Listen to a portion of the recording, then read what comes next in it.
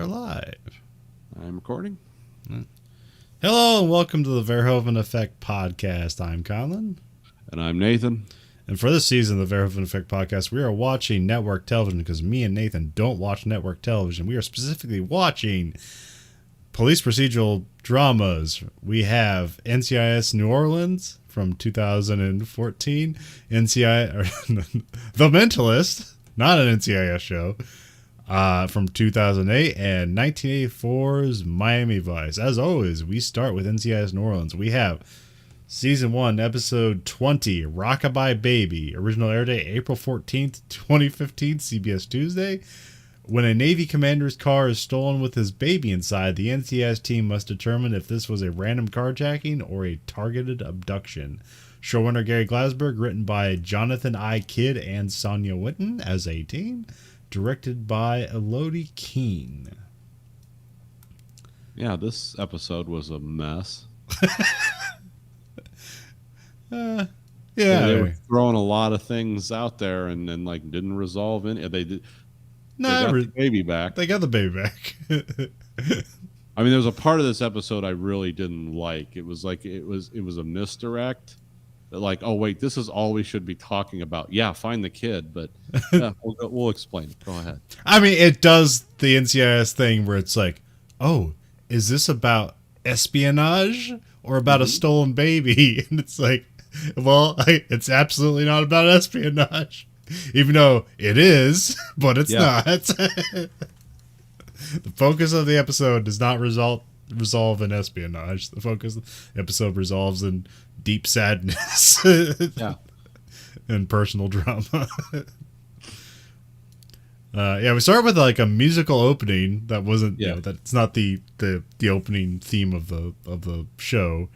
You got a baby in a Jeep, and then the dude goes to bring groceries in a car, and he has the keys left in the door, and then magically, like for a minute, the keys are out of the door and the car is driving away. Very quickly. Yeah. This guy must have been waiting in the bushes. Yeah. It's pretty improbable, but you got a run time, and then boom, boom, boom, baby stolen. Hey. You find out it's baby Lucy who was stolen, 9 months old. You have a Mustang pull up. It's Newman. It's like, oh, this is a gay couple, and I feel like this is like the conservative version of gay couple representation in a show where it's just like it's not a thing, like it just happens. That's like this is how like conservatives want to believe that gays are, where they just exist and there's no problems.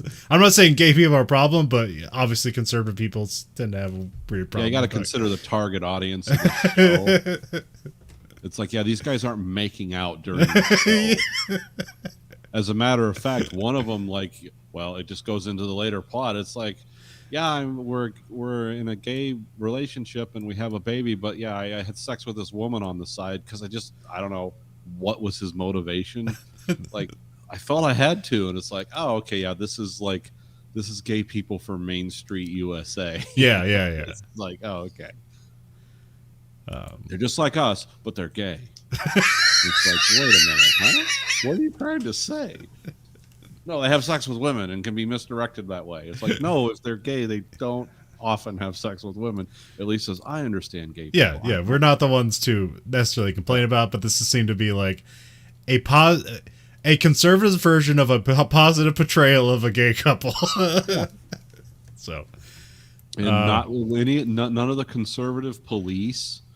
Or it's never addressed. No, it's how they want to pretend this happens in the real world. Right? It's like, yes, let's solve this crime. Like these guys. Yeah, and 10 years ago, this would have been like a double take. Whoa, what? 2 men have a child? That's not what the good book says. Yeah, we have Abigail Boren is back from CGIS. Yes. The Jeep it's a Jeep that gets stolen. Oh, I thought it was funny there where it seems like obvious different bank accounts there where Hart, I think it's Wait, no. Yeah. Hart has a Mustang, and then Newman just has like this like '90s Jeep. It's like a Ford Escape, I thought, but yeah. No, I thought it was a Jeep. It could Anyways, have been that. I read it as an escape, but I have a bias, so um, because it kind of looked like, actually I can't remember. Anyways, yeah, but yeah, the car's dumped into a river, but the baby's not there, so it's like an abduction. We have yeah, Wade. it was kind of a dark scene when they're like the guy's just craning the car out of the river, and you're like, oh, I hope there's not a baby. And it turns out there wasn't. But for a second, I was like, oh God, where's this show going to go? We go back to headquarters, and Wade's just hanging out at the headquarters. She's not in the mortuary. Yeah, thank God, no autopsies for her to do this episode. Yeah. Or morgue, not mortuary. And we have like the surrogate mothers like in the wind. Like, well, we think that like she might have something to do with it, but it turns out she's just like just a nasty, just white trash. Yes, just white trash. We can say that. Yeah, she's white trash. Because as soon as the cops show up, like her boyfriend, who she's pregnant again with his baby, well, he just takes off running, which that's and they're living in a trailer park, of course. They make that clear. So yeah. So you think, these people would kidnap a baby and try to blackmail these two guys. She's complaining. It's like, I could have got more money for that kid or something, but we got one of our own. It's like good. It's like, but she didn't steal the baby, so there's that. Yeah, no, they were bad in other ways, but that's so much the beautiful ones. Yeah. This Agent Bourne mentioned something that she has a history with working abduction cases, so I'm not sure if these were in other NCIS episodes. They could be, but we don't know that because we don't watch those other shows. Yeah, I get enough right here. This is my helping.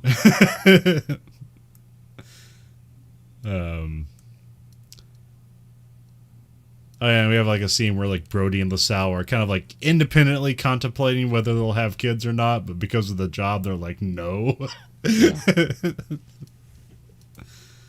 They're both like, what would this be like? Well, I like how LaSalle is like, it's like, it's just like genetic Russian roulette. I mean, my mom, my brother, like they're nuts. I want to have a kid that would be nuts. It's like, good. It's good for an Alabama person to think about that.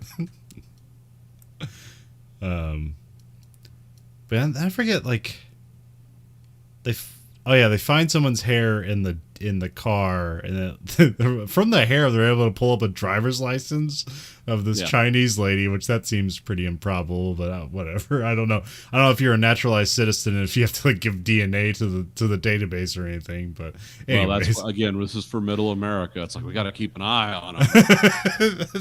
We got to have a full genetic screening before we give them a green card. And it turns out, like, as the character in the story is written, like, yes, you do, actually. Yeah. So Marlon Hart had an affair with this Chinese woman a year ago, I guess. She's a biomedical researcher for DARPA. It's like, okay.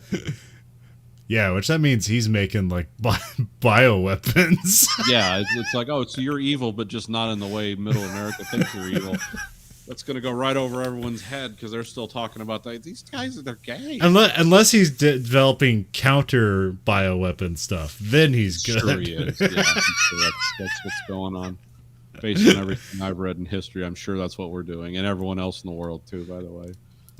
So then they go to set up the it's Chin Han. I think that's the name. Hope I got that right. Oh well.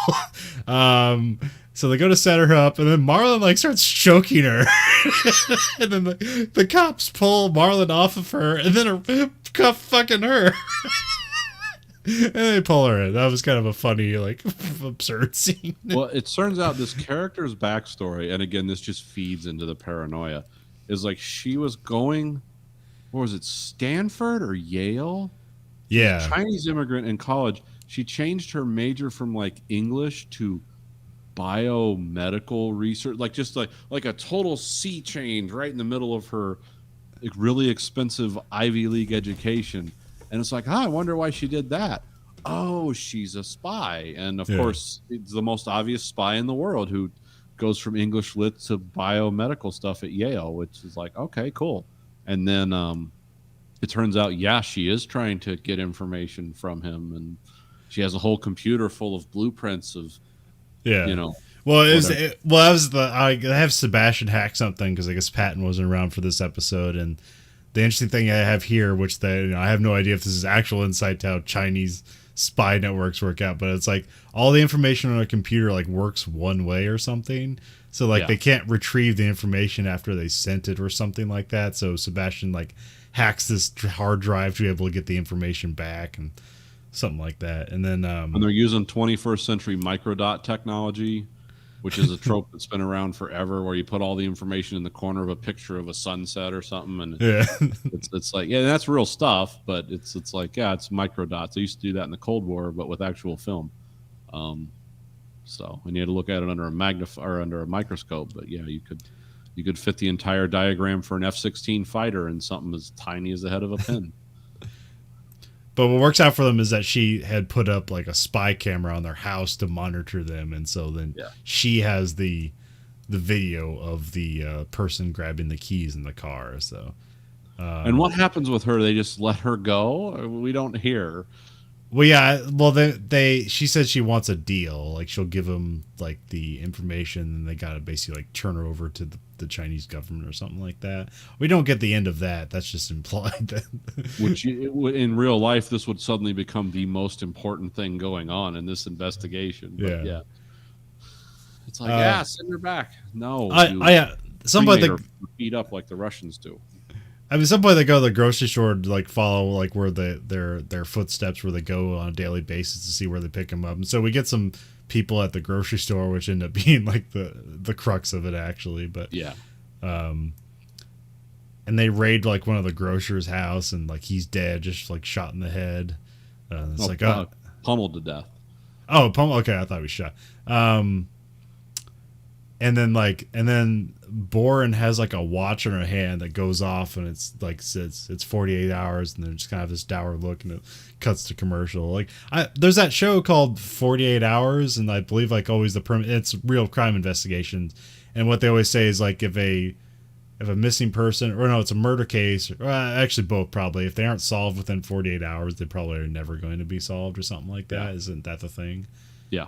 So that's like the what you're supposed to get out of that, kind of like, oh, it's like we've hit the limit, like it's probably nothing's gonna turn up from here. But Yeah, the show you're talking about is a real crime show called The First 48. yes, It's mainly set in Baltimore, Detroit, and some other nice places. And it's like, yeah, it follows these investigation, and like the premise of the show always plays out, and this is real life, not TV, where it's like, oh yeah, if we don't have a named suspect or someone to talk to within 2 days, it's like it's just a black hole, because most of those murders are, I mean, the kind of stuff these guys are NCIS New Orleans in this case is trying to solve in 48 hours is a kidnapping. And if it's not family members, it's like, oh well, we're not going to solve this right away. But if it's random murder, like most of it is on the TV show, it's always gang stuff where nobody talks. Nobody has any incentive to talk, because either they'll be labeled a snitch or they'll be going to prison. So it's kind of the same thing with this. It's a little different, but yeah, that's usually like what they call random murder. Which 50% of those in the U.S., by the way, go unsolved. They don't go unsolved. No one goes to prison for it, because it's like, oh, we know who did this. We don't have enough evidence to prosecute him, because his mom and his girlfriend swear he was, at home with them watching Wheel of Fortune when this guy got shot 38 times. It's like, oh, okay, well, guess we can't prosecute. On to the next case. and I forget how they figured out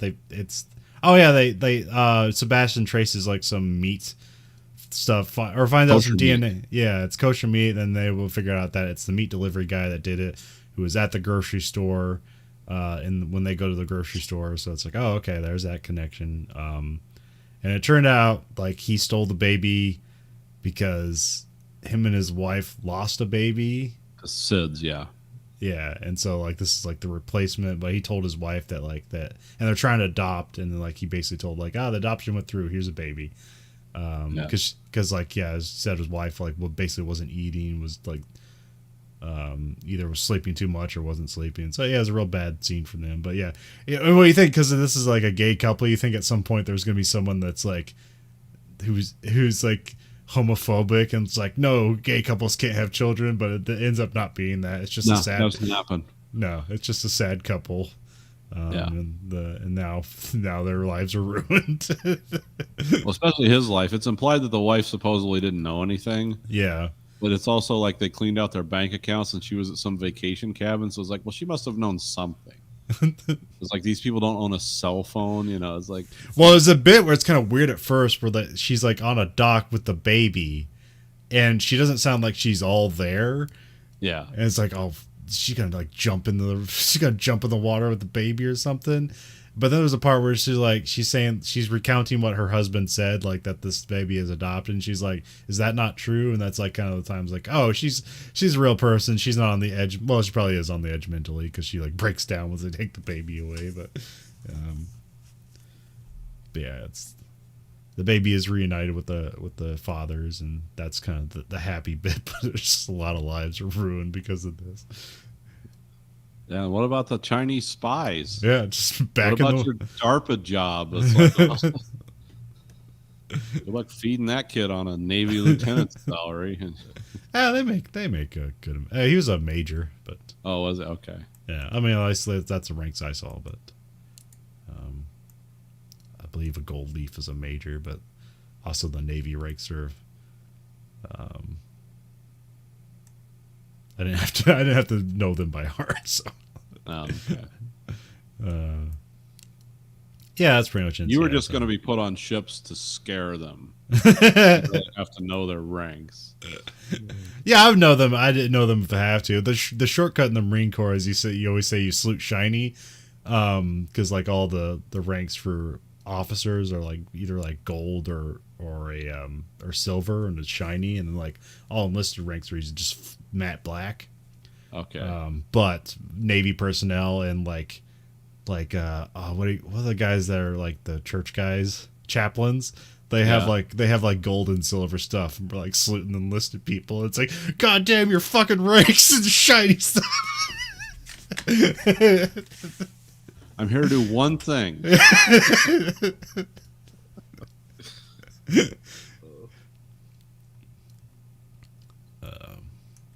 And for our second show, Oh yeah, go ahead. For our second show, we have The Mentalist, Season 1, Episode 20, Red Sauce, original air date April 21st, 2009, CBS Tuesday. An ex-mobster in the Witness Protection Program is found and executed. The Mafia is the prime suspect, so Patrick socializes with its leader. Showrunner Bruno Heller, written by, I'm going to say Egan Mahoney. I like to say Yogan Mahoney. I'm going to guess this is Egan Mahoney. And directed by Adam Kane. This is the second Mahoney episode, and it's also he apparently loves the mob, because the first one he wrote was about the Russian mob, and this one's just about regular Italian American mafia. Yeah, it's just like the Sopranos extras, you know. Yeah. Also, this episode is also all over the place. Yeah, jumps around a lot, and how it, how it wrapped up was like, it was clever, but it's like, how did he know that again? I was sort of like, it was moving too quick for me to put it all together. Yeah. It's Lisbon's birthday, and we have Jane is guessing like all the presents before she opens them, and of course he's right, because that's the thing he does. And then they get a call, and the hikers find a body, as they always do. It was a guy shot in the head and dumped in the river. And the guy works at an arcade. So they go to the arcade, and Jane steals $1 from Cho to get the, because they found a coin in his pocket. It's like, oh, this is an arcade coin. Because also they just see a guy there, and then Jane almost immediately, it's like, picks up on like, oh, he came down this part of the river. He probably works at this arcade that's over here. And they're like, how can you pick that up? And it's just like 3 things, and he just knows immediately. Because, yeah, that's what he does. But his guess ends up being right. And when he gets the change for the thing, it's the same exact coin. And then he hands the coins to a kid and then takes his dollar and then gives that back to Cho. So he ends up not stealing a dollar from Cho. Yeah. It's always fun. It's always fun when Jane takes money from people, I guess. It's Eddie. No, is it Fredrickson or like Friedrichsen? I'll just call him Eddie. Yeah. I wrote down like Friedrichsen at first, but then I have the subtitles on. It was like Fredrickson, but that's like his witness protection name anyway, so it doesn't matter. Yeah, I thought it was Diedrichson. Oh, okay. Yeah, that's how I wrote it down. I'll just call him Eddie. Yeah, just Eddie. Then Jane goes over to some arcade toughs. Yeah. And then, like, while playing pinball, like, he's able to hypnotize one of the kids, which that's completely ridiculous, but yeah, whatever, yes. But then, like, they're, like, interrogating the kid, and it's like, you think it's like, oh, some guy named Eddie works at an arcade. He's got to be kind of like pretty low key, and it's like, oh, he's selling drugs. He's breaking kids' fingers. He's a loan shark. It's like, oh, who is this guy? He cusses people out in Italian. It's and then like that's like Lisbon and Van Pelt. And maybe Cho, too. Like, they go to the wife's house, and then they end up in a standoff with the wife. She has a shotgun. Yeah, because the wife's and they don't know they're in witness protection yet. Yeah. And then the U.S. Marshals bust in. They get the wife to calm down. And I made this point, like, I seemed weird at first, but, like, the lady, when she starts to yell at the U.S. Marshals, she's specifically yelling at the black lady U.S. Marshal. Yeah. I'm like, oh, is this some racist stuff going on here? It ends up being a point, but you know. Yeah, it turns out it's like, oh, she was right to yell. Yeah. Yeah. So Eddie's in witness protection. He's a former mob guy, and so he's out just hanging out here in witness protection. And then also, like, immediately, all the marshals seem incredibly suspicious. Like, yeah, the person they're supposed to crooked cops ever. Yeah. Actually, it turns out not to be, but even then, it's like, these are bad cops. They're either corrupt or stupid. We don't know which. Because, like, yeah, they're very suspicious immediately. They don't know the person that they're protecting is dead. He just goes missing sometimes. Nor do they know he's being a loan shark and selling drugs. And there's that bit where, like, that's Tiny. They find Tiny, and, like, they find out, like, oh, he got caught. Eddie got caught with Tiny, but then Eddie got cut free from the marshal. Pound of cocaine. No, 10 pounds of marijuana. Oh, I thought it was a pound. Okay, no, I was thinking of the next show. Never mind. Okay. 10 pounds of marijuana, but in the police report, there's no car listed. So he's walking around with 10 pounds of marijuana just on foot, and so, like, the local cops are also fucking up everything. Everything's pretty, just sloppy police work abound. Yeah. And then, of course, Lisbon's like, hey, things seem to be a little off here. You need a little help? And it's like, I reject your accusation that we're bad at our jobs. Yeah, immediately. Like, from 0 to rage. And it's like, oh, okay, so this guy's hiding. I don't need to be Jane to know this guy's hiding stuff. Or he's stupid. Then we find out the latter, but, you know. And then we find out Marshall Knox was the last one to pick up Eddie from work. So it's like, oh, she's the marshal. It's like, did she kill him? And then it's like, oh, they had a relationship. But then you have, like, I wrote down Knox is set up as an attempted suicide. And it isn't. She actually attempted suicide with a note that said, I'm sorry. That looked like it was a total setup. Yeah, it was not, because I immediately, as soon as they found her, it's like, oh, the mob's trying to off this U.S. Marshal or something. Yeah, or I thought that her partner did it. Yeah, that was my first guess, but then, like, no, I guess she was genuinely trying to kill herself, and it's like, well, that's weird in retrospect. No, it's Oh yeah, this is when Jane's doing the weird phone tag thing. Oh wait, no. That comes a little later. Yeah, I missed. Yeah, at some point they talk about a mobster. I did not write down his name. And then Jane goes in and Sonny Battaglia. Yeah, so like, he goes to question Sonny, and Lisbon tells him not to. So of course that's the thing he does. And it's kind of this fun thing where they're like, "Hey, who are you?" And it's like, I'm here to question you about Eddie, and he's like, "Shoot this guy!" And they pull a gun on him. And it's just like fun for a bit, but then he teaches him how to swing better at golf, and so then he's like kind of opens up to him, and then he basically figures out like, oh, this guy didn't have Eddie killed because he doesn't know he's dead. He tells him he's dead. And there's that fun bit where Jane just walks away when he gets what he wants, and it's like, "Hey, I'm talking here. You can't listen to me." He's like, "No, I don't." So there's that fun. How you shot? So I can front all these witnesses. Yeah. And then he goes back and he's like, "Yeah, I don't think he did it. He said he had no idea that he was dead, and he didn't." And they're like, "Oh, really?" And it's like, "Yeah, well, it's hard to tell with sociopaths, but yeah."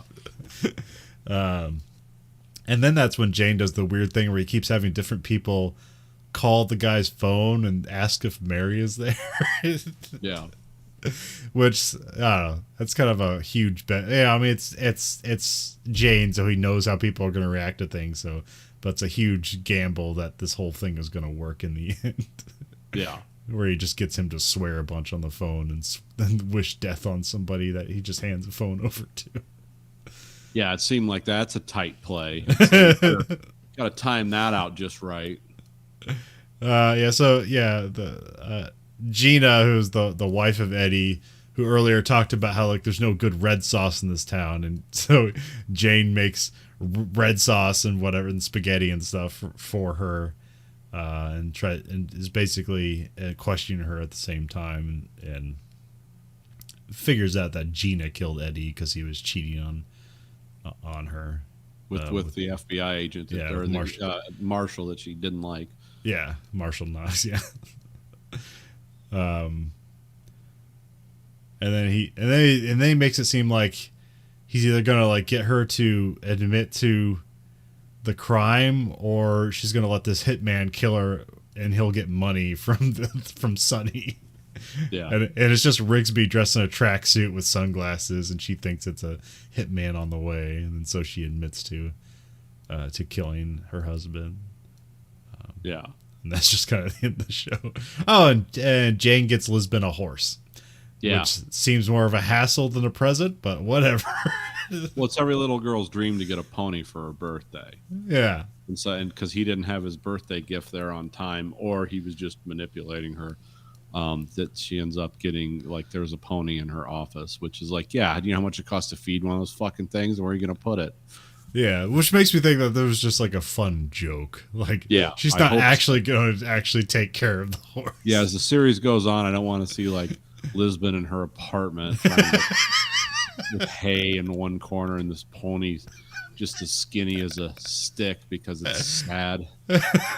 Sadness pony that's slowly skeletonizing. I don't think the show goes in that. It would be weird if like skeleton pony became a theme, but I don't know. So yeah, this is what I was. This is one of those ones that's like a messy mentalist. Yeah, it's like it has some cool things and some different elements in it, but it's almost like it's so. I mean, it's a pretty much a straight through story, but it's depending on so many things and putting things together without cutting you in at any point. It's like, oh, I know he suspects this. How is he going to prove this? No, it jumps right to, this is what I'm doing, and I suspect this, but I'm not going to let the audience in, and it's going to be a surprise. And it really just ends up being kind of annoying.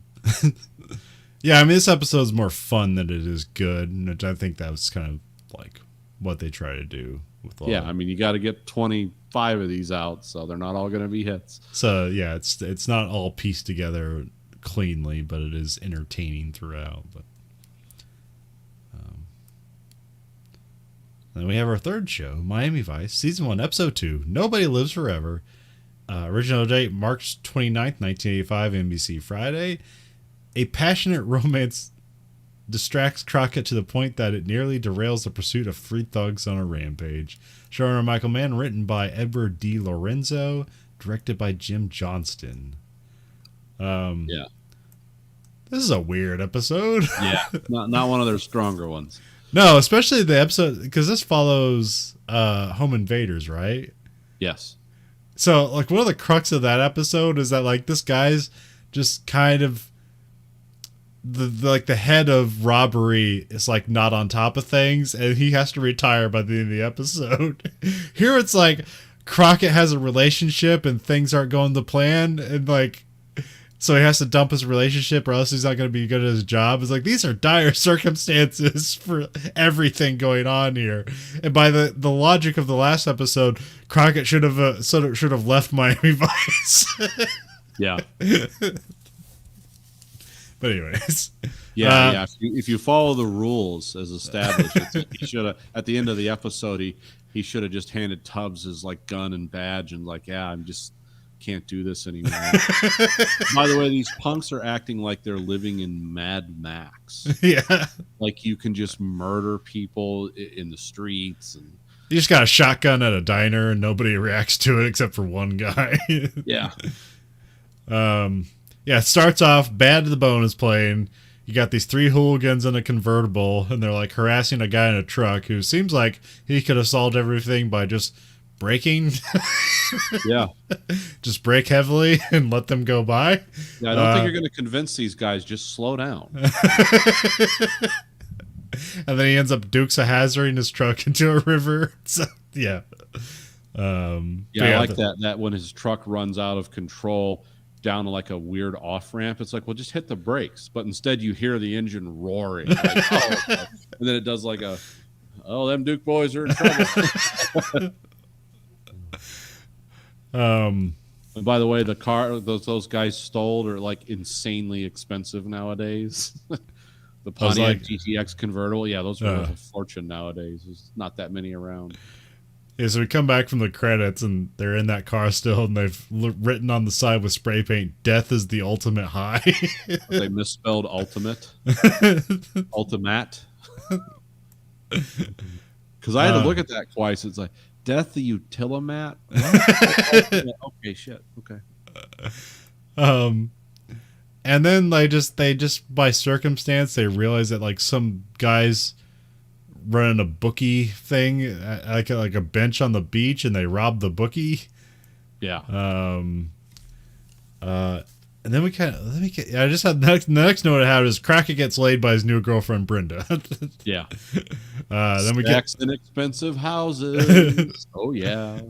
Sex in expensive houses. And then he wakes up and Brenda's just doing sit-ups in the morning. Yeah. And then we have, so I think it's Morgan is the guy who, like, runs, like, the bookie ring.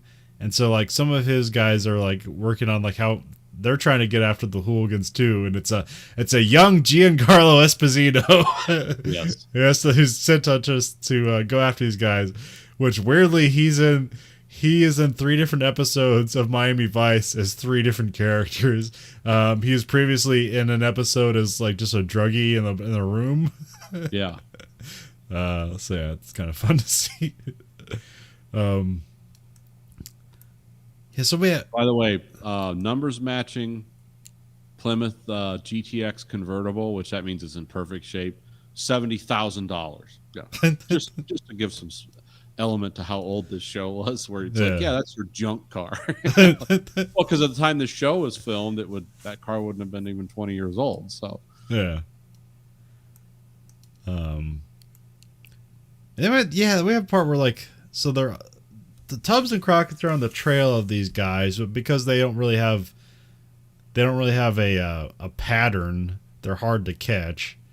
Yeah. And so, but they're, like, staked out like a nightclub or something. Yeah, some kind of typical nightclub. But then because Crockett's on the phone with his girlfriend, he, like, misses, like, an opportunity to, like, catch him. And apparently they find out the next day that they robbed, like, a corner store and killed somebody. So now Crockett's feeling extra guilty that he has a girlfriend. Yeah. And by the way, this girlfriend, not in any previous episodes, not No. any after this either. So. And also Gina's getting jealous about the girlfriend. Yeah. So that's weird. Yeah, then we got Izzy showing up trying to hawk stolen shoes on the street. Yeah, weird shoes. Yeah, he's saying they're like from American Gigolo. Yeah. He said like what's his name? Richard Gere like wore these personally, and it's like I got sizes 9 to 5, and he's like, I wear 11s. It's like, that's perfectly fine. Italian leather molds like clay or whatever when you wear. It's like, yeah, if you're wearing a shoe 3 sizes too small for you, the Italianness will make it work out. Yeah, it's just a funny Izzy thing to do. Yeah, it's weird. And then Izzy finds the guys like in a diner, and they're like pouring like salsa on his shoes as he's trying to hawk shoes at him, and they just pull a shotgun on him, and he just like walks over to the counter and sits down, and nobody reacts to the shotgun except for Izzy. Yeah, everyone's just like, what? Give me some hot sauce with these eggs. You know, it's gonna go great. Then he gets on the phone, and then then the Carlos Esposito shows up, and then like they shoot them and run out, and Izzy gets kind of. Does he get like a shotgun pellet in him, or does he just get doused with ketchup? He gets doused with ketchup, and he's kind of afraid at first. Okay. Oh, what happened? Because it's kind of a neat effect where like they're in a diner, so these ketchup bottles explode near him, so it's like, and he's covered in ketchup. It's like, well, that could be blood too. You never know. Yeah, 2 guys just got blasted in the chest. Yeah. The security, the other guy, the gambler, or what's the guy's name? Morgan is the guy who runs it. Yeah, the head bookie or whatever sends these 2 guys out, and they get murdered in front of everyone. And then they're like staking out like Morgan's place, and then once again we have Crockett like hanging out with his girlfriend, and then Tubbs get knocked out and beat up by Morgan's thugs. Yeah. And then of course they blame Brenda again because Brenda didn't wake up Crockett. It's like, that's your fucking job, Crockett. Wake your goddamn self up. This isn't a great episode. No, there's not a lot to really hold on to here. There's a couple embarrassing musical montages. And he goes, Castillo does the stare a lot in this episode. Yeah, he's blaming Crockett. He needs to get his life in order. It's like, stop having girlfriends, Crockett. Stop having a life. So yeah, he does the same thing the guy in The Mummy did. He just that weird stare. It's the same stare, just not lit the same way.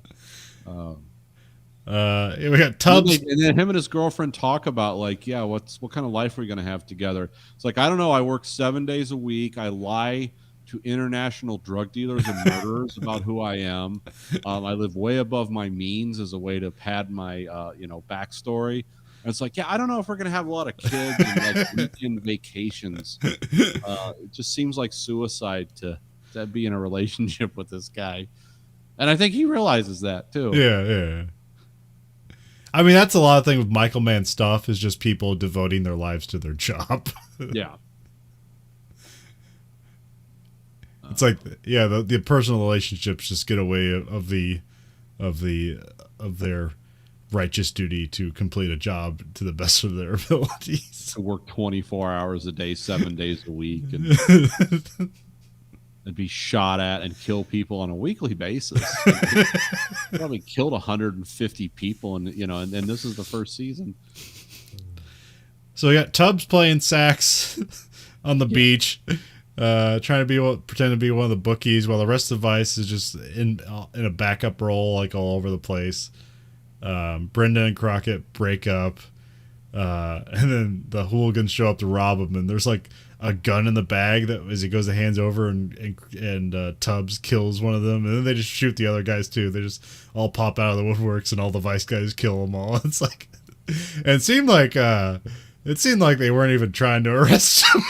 Nah, these guys are lunatics. Remember the last one? Nobody lives forever. Yeah. It's like 10 millimeters to the chest. It's like, yeah, you're right. You've proven your theory correct. Yeah, this was a very we have silly episodes and we have kind of oddball stuff. Then we have serious ones. This one is just like none of the parts held together. You almost forgot about one scene as soon as the other one's there. And then you're like, oh, yeah, screwing in expensive houses and the pool and everything else. And then, oh, yeah, these lunatic extras from the Road Warrior. Apparently, it takes like the entire Miami Vice SWAT team to run these guys down who just murder everyone who looks at them. It's like, yeah, this is, well, also, like, it's like the lesson Crockett's supposed to take out of this episode is like, don't have personal relationships. Like, your life is your job. It's like, that's a horrible lesson. It's the American dream. This is what makes America great. Yeah, so episode 20, apparently a bad spot for all television shows. Yeah, kind of a rough area to sand over. Nothing really worked tonight in the viewing of these, but again. Well, in contemplating 20 of these in, so also like in another version of this podcast, I thought about or doing a separate podcast. Thought about calling it a podcast, just calling it penultimate. Okay. I was listening to someone talk about how like usually penultimate episodes are the best episodes of a season. And they're specifically talking about like the kind of recent X-Files seasons. And they're talking about how like someone had wrote a penultimate episode of the season and it was really good. But then Chris Carter came in and wrote the finale and basically ruined everything that the goodwill of that previous episode created. So I thought about like, we should just watch second to last episodes of finales of all these television shows and then see like how good they are compared to the finales. But we did this show instead. So, yeah. But apparently episode 20, which is for this show 2 episodes away, not great. So now I have to investigate other episode 20s of other shows. Yeah, it might be worth looking into. Is this a pattern or I don't know. Is this when the cocaine wears off in the writer's room? Or is this when the cocaine kicks in? I don't know. Yeah, all their ability is gone now. Yeah, all your powers and superpowers. But they feel better and they stay up a lot longer. Yeah. While you're listening to Somehow, you can find us at anchor.fm/Verhoeven Effect. You can rate our podcast on whatever platform of your choice. You rate us whatever you want, but the only thing they listen to is 5 stars or whatever the maximum thing is. If you want to write a review, give us 5 stars. And then if you don't want to write one yourself, you can just write, this podcast gets me through the workday. That seems to that's what people do with podcasts. At anchor.fm/Verhoeven Effect, we have listener support where you can support this podcast at a monthly stipend of either 99 cents, $4.99, or $9.99. The more you give, the more episodes we make faster. You can find us at Twitter at Verhoeven Effect, Facebook at Verhoeven Effect. We have another podcast called American Greed Factory. You can find that on whatever podcast you want, except for Spotify, weirdly. You can find us on YouTube at American Greed Factory, where you can listen to this show and that show live and unedited. We have t-shirts at belowthecollar.com/Greed Factory. We have the white version, and we have also this one as well, the black version with the white logo. So, and I also have you find us on Twitter, or me on Twitch at twitch.tv/Greed Factory. Right now I'm doing puzzles and podcasts where I play Tetris and listen to podcasts. It's the kind of low effort content everybody can get behind. So for the Verhoeven Effect podcast, this is Conlon. This is Nathan. Goodbye, America.